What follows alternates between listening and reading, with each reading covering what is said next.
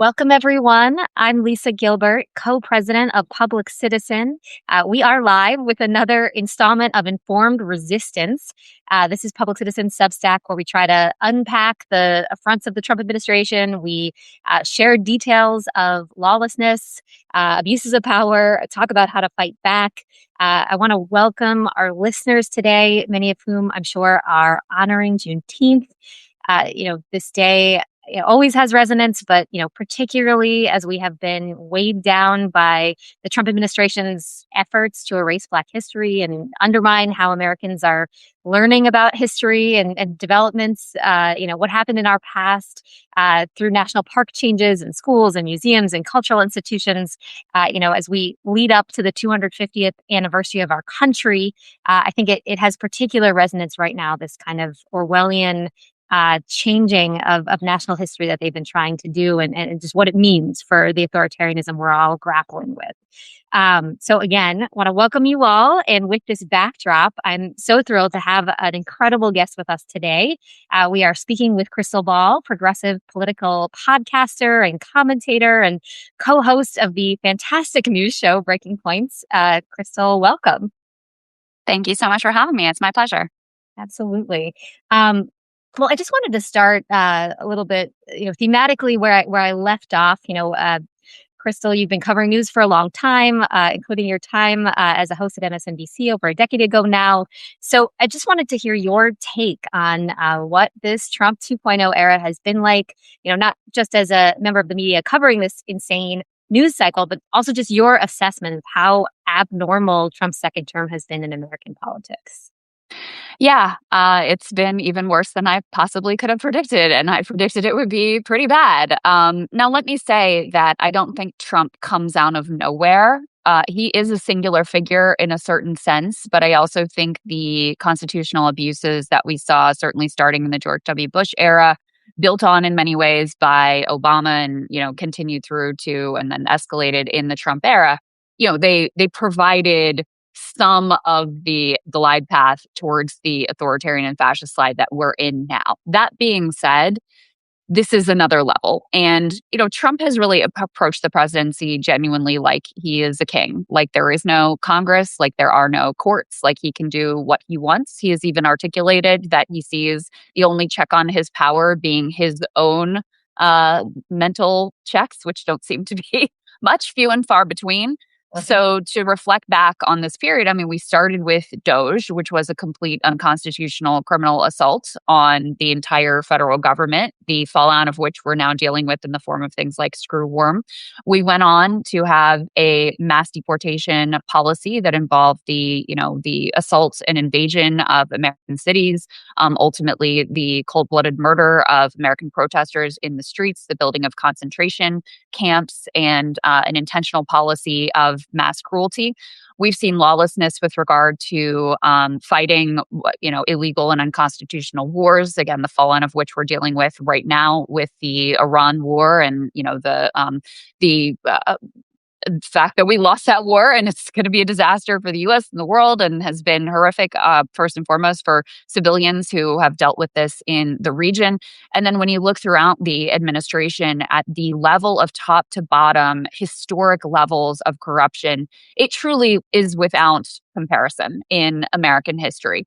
I'm someone who I try to be critical of, Democrats, Republicans, where I see faults. I've been critical of insider trading, whether it was, Republicans or Nancy Pelosi. I was critical of some of the Hunter Biden, using his name to secure positions that he weren't really merited.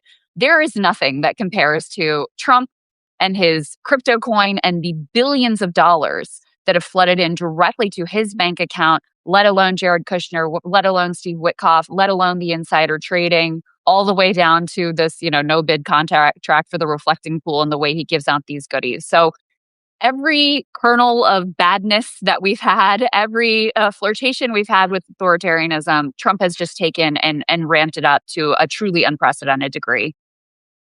Well, couldn't agree more. At Public Citizen, we have invested in the fight back in a huge way because of what you're laying out here, the unprecedented corruption and grift and utter disregard for the rule of law, the violence and cruelty via ICE.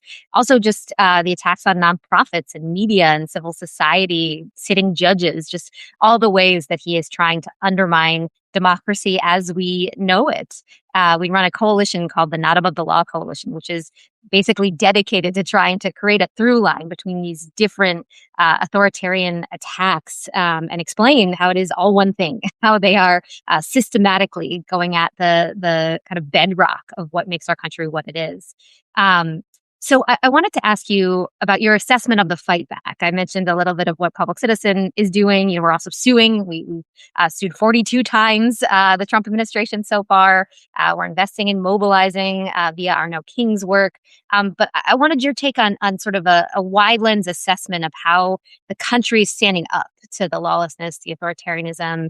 Maybe not just regular people, but Congress as well. How are people taking this fight?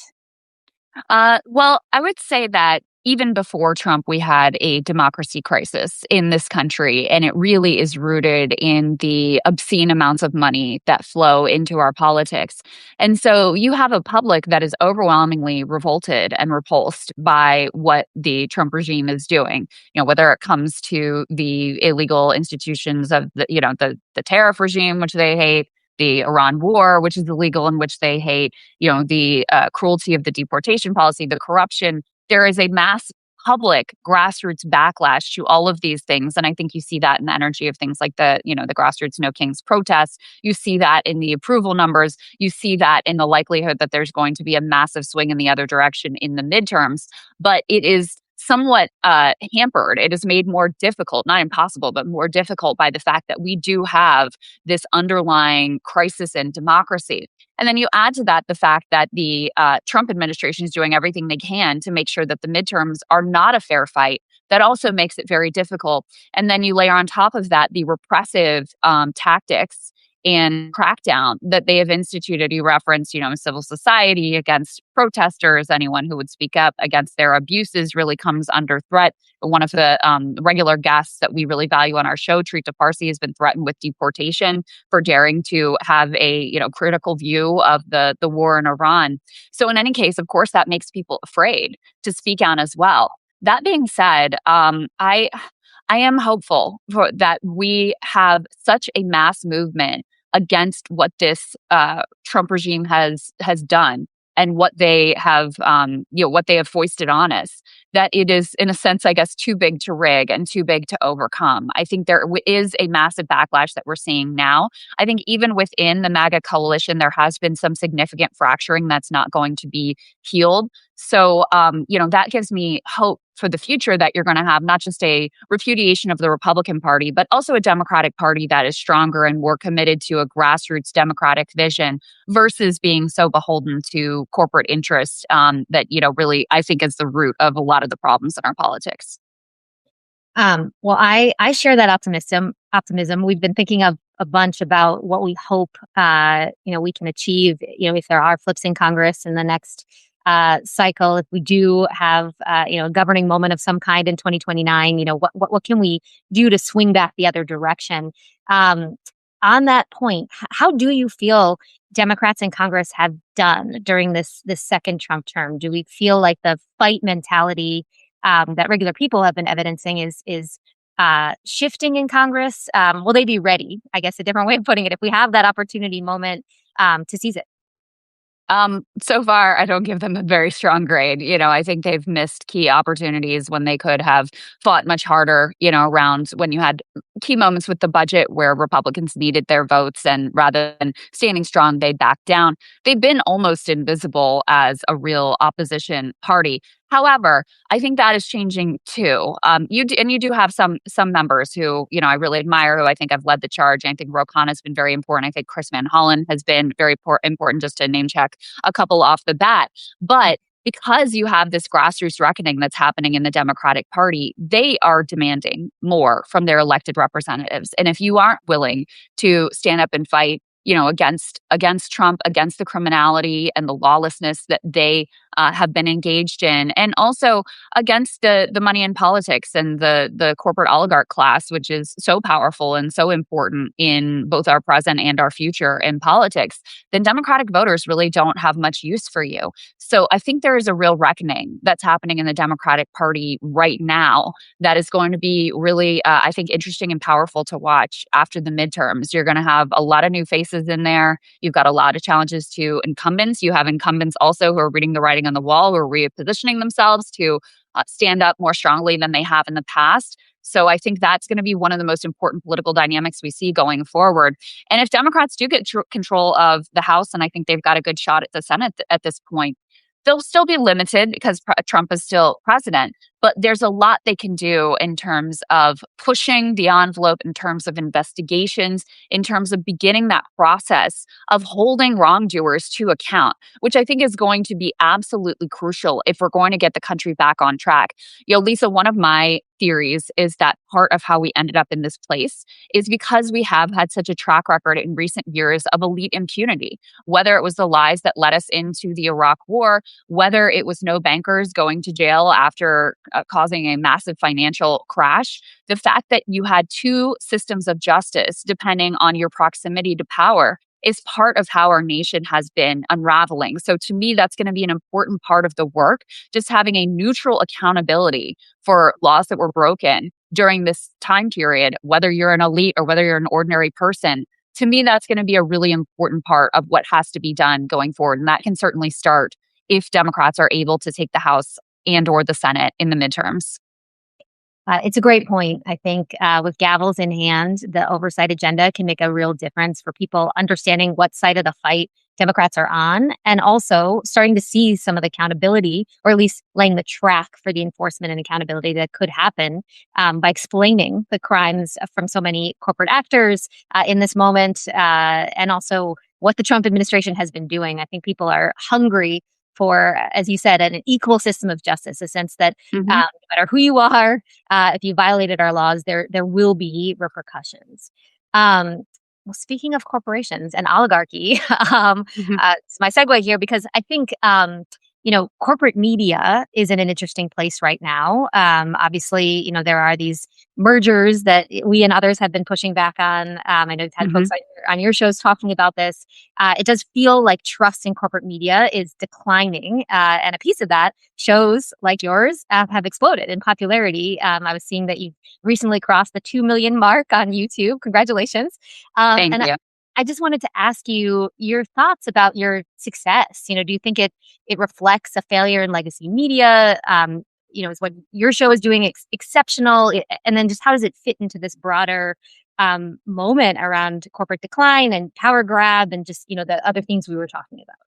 Yeah, well, just to start with, I think it's worth mentioning the or dwelling on the takeover that you're talking about. Trump's allies being installed or buying up media outlets. You're going to have not only CBS under the control of a Trump ally, you're also going to have CNN and a vast swath of media, not to mention TikTok. So the corporate media landscape is pretty grim right now, and so I don't think it should be surprising that people are looking elsewhere. I would say that our show, the success of it owes definitely to some of the failings and the blind spots of what we'll call legacy media. I also think it owes to some of the failings of some aspects of independent media, quote unquote independent media, which oftentimes isn't really independent and replicates some of the worst parts of corporate media, whether it's taking secretive cash and changing your editorial based on that cash. When I worked at MSNBC, at least there was theoretically a wall between the journalists and the talent and the people who were selling ads. So we didn't know what was going on in the commercial break. If you're in quote unquote independent media and you're doing ad reads for, financial products or supplements or gold bug stuff or whatever it is, or crypto or FanDuel, you have a much more direct relationship actually to the corruption. So, I'm not one who thinks that independent media is just some automatic panacea because so much of it is not truly independent. So I think part of the appeal is, yes, the failings of corporate media, but I also think it's because of some of the shortcomings of others in the new media space who are similarly either completely blinded by corruption and they're just party hacks, or they're taking cash in a way that really undermines their editorial and their ability to have sort of journalistic independence. So I think both of those pieces have been really important. There aren't I know a lot of people, I'm just thinking about what our audience tells us about why they value us. Obviously we tend to have a different perspective than what's reflected on CNN or Fox News or MSNBC often. And it's very hard. There's very few places where you can get kind of like a complete news product and really know what's going on in the world, but have it from a different lens. So I think that's made us a bit unique as well.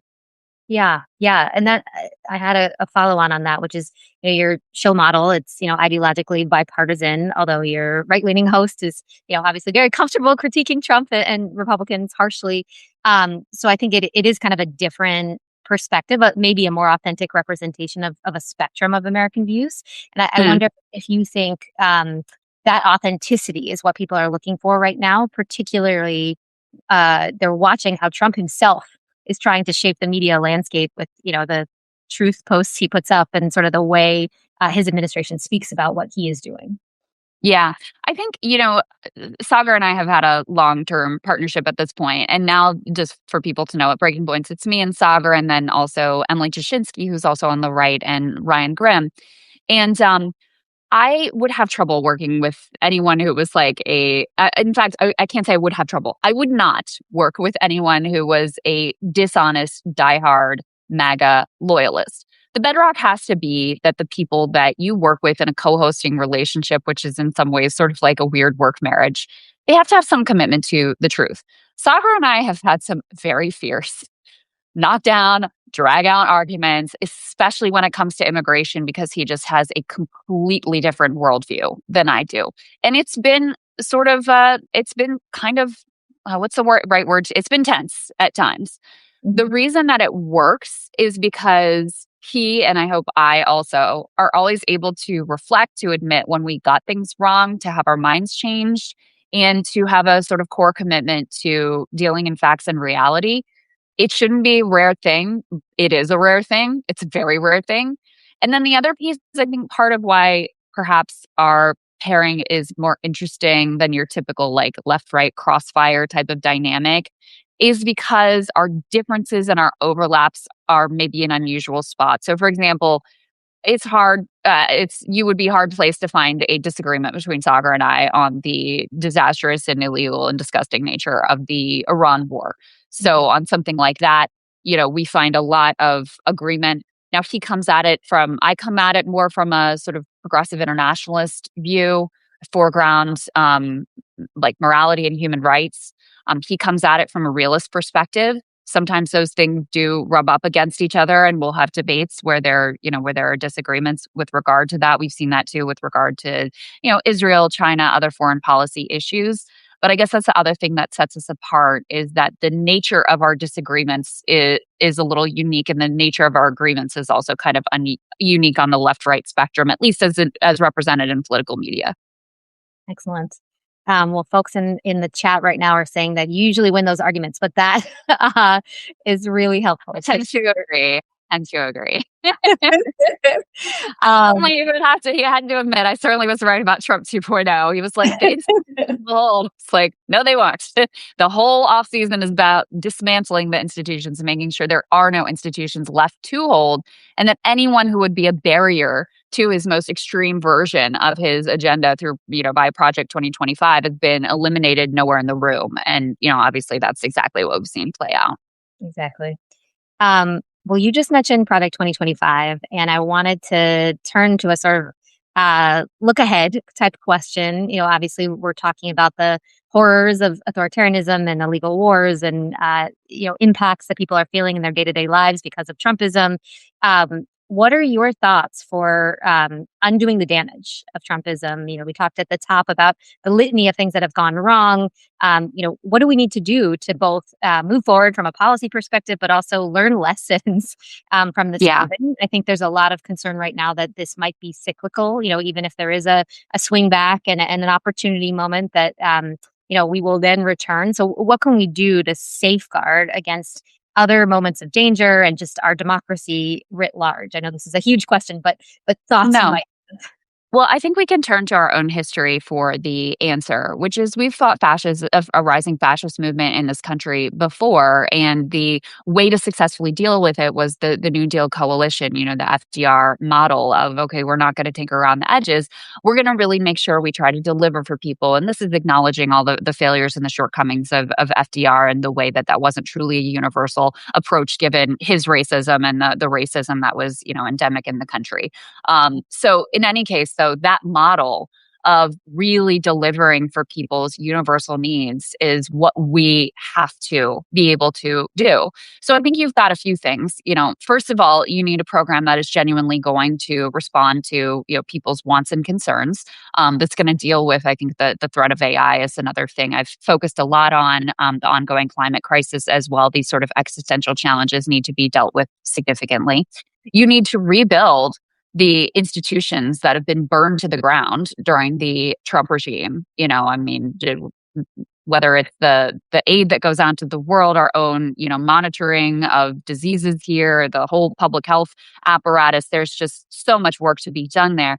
Now, the hope is because they destroyed it all, we can build it from scratch. Maybe we can build it back better. I hate to say that. But maybe, we need institutions that would be even more effective and even more responsive. It's a tall order, but that has to be done. And then the other piece, as I mentioned before, is the elite accountability, for people who committed crimes because they thought that it would be a free ride and it was going to be, Trump and fascism forever. They need to be held accountable, and there needs to be a message sent that this is not acceptable and we can't go back here. So to me, it's all three of those. And it comes at a moment when U.S. is really not the global hegemon anymore. There's going to have to be a complete reorientation of our foreign policy approach and how we navigate our relationships in the world. Again, I think that's an opportunity for collaboration. Collaboration is required to deal with AI, to deal with the climate crisis and other, issues that impact all of us globally. But that really has to be the approach. So I think we can learn a lot from our history and what worked to fight our own homegrown fascist movements in the past. Really helpful. I think many important things said in there. We, at Public Citizen, spent a lot of time thinking about appropriate AI guardrails. So completely with you there, and also what needs to be done to tackle the climate crisis. And it's a really helpful point on the sort of positioning we have in the world right now because of how we've pulled back and the decisions that we're making and these wars. I agree with all the substantive policy, and I think we are right there with you. And then the only thing I would add is the need to have an attitude shift when folks come back into power. I think it's going to feel like such a moment of crisis to try to do all of this at once in the shambles that Trump has left us. And so having people come in with a sort of comfort with risk attitude, moving quickly, understanding that there might be, litigation at some point, but you can't not do things because of that. I think, just an attitude difference for folks who come back into power so we can really do and deliver in the ways you're talking about. So people get it. So true. Quickly. Yeah, because this has been one of the failings of the Democratic Party. Everything is, we're so nervous. We got to check with 1 million people. We got to do a focus group. And that is something like we don't want to copy the Trump approach, but something in there needs to be more confident approach, more willingness to try things. Right. And, I think Zoran has really modeled this effectively in New York City, where he came in. Yes, he had a mandate, but there were a lot of people who had a lot of questions about him and whether he was prepared for leadership. And, he has really focused on delivering for people and also caring not just about their sort of like basic material needs, but also the need for joy in life, in little ways that he has tried to help make New York a really enjoyable and communal city again. I think has been very well received. And then he's also just tackled the bread and butter of governing, getting snow removal done and all of those sorts of things as well. So I think we have models, for that type of confident leadership. But you're so right. It has to be. We can't still be hand wringing about, oh, I'm not sure. And, we got to test it out. And we got to go in there and be assertive. And if it gets checked by the courts ultimately and there's an overreach, okay, then we can deal with that. But there needs to be more assertiveness because the crisis is so dire. That's right. Well, I hope that we continue to do all the strong defense that we're doing now so that we get to that moment that Dems are smart should they get power in either chamber, laying the track for that governing moment, and then that we and everyone who comes in acts in the way we're discussing now and learns the lessons that we're talking about. Krystal, this has been so fantastic. I feel like I could ask you questions forever, but we're coming up on time. I want to thank you so much for joining us today. I'm sure many people watching, listening, know where to find you, but could you just share, how folks can tune into your Substack or channels? Yep, of course. So, Crystal Kyle and Friends, that's my podcast with my husband, Kyle Kalinske, who I'm sure many of you will know and love. No one fiercer in terms of prosecuting the case than he is, the king of dark woke, as he has been named. In any case, so you can find us here on Substack and also Breaking Points. Easiest place to find us is on YouTube. Just search up Breaking Points and you will find us there. Fantastic.